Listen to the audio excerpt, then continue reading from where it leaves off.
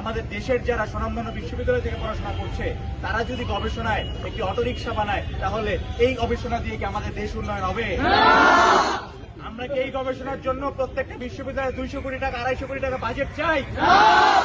যদি তাদেরই দশম গ্রেডে চাকরি করতে হয় তাহলে প্রত্যেকটা বিশ্ববিদ্যালয়ের বাজেট 5 কোটি টাকায় নামিয়ে এনে পলিটেকনিকে রূপান্তর করা প্রয়োজন। কারণ প্রত্যেকটা পলিটেকনিক ইনস্টিটিউটের যে পরিমাণ সক্ষমতা রয়েছে এই পলিটেকনিক ইনস্টিটিউটে বিএসসি ইঞ্জিনিয়ারিং কেন এমএসসি প্রত্যেকটা ডিগ্রি দেওয়া সম্ভব, কিন্তু আমরা দেশের সরকারের অর্থ অপচয় করে কোন দুর্নীতি এমন কোন খাত নাই, এমন কোন সেক্টর নাই যে খাতে প্রমাণ দিতে পারবে যে ডিপ্লোমা ইঞ্জিনিয়াররা কাজ করতে ব্যর্থ হয়েছে, তারা এমন কাজে অকৃতকার্য হয়েছে, এমন কোন প্রমাণ নেই। কিন্তু নজিরবিহীন ভাবে দেখা যায় দেশের বিএসসি ইঞ্জিনিয়াররা যখন সহকারী প্রকৌশলী হিসেবে কাজ করতে চায় তখন তারা ডিপ্লোমা ইঞ্জিনিয়ারদের থেকে কাজ শেখে, এমনকি তাদের পেশাগত দক্ষতা এতটাই নিম্ন যে তারা প্রথমে যখন চাকরি অবস্থায় প্রবেশ করে তাদের প্র্যাকটিক্যাল যে কাজগুলো সে কাজগুলো ডিপ্লোমা ইঞ্জিনিয়ারদের থেকে শিখতে হয়।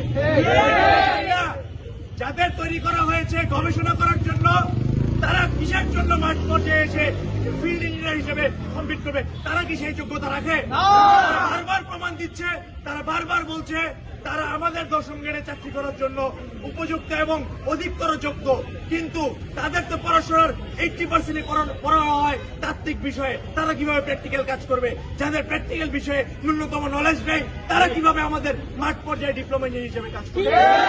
কোনোভাবেই আমাদের যোগ্য না।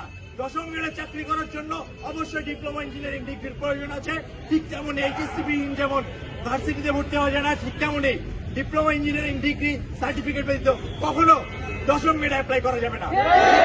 বলছে বিএন বাংলাদেশ ন্যাশনাল কারিকুলাম ফ্রেমওয়ার্কে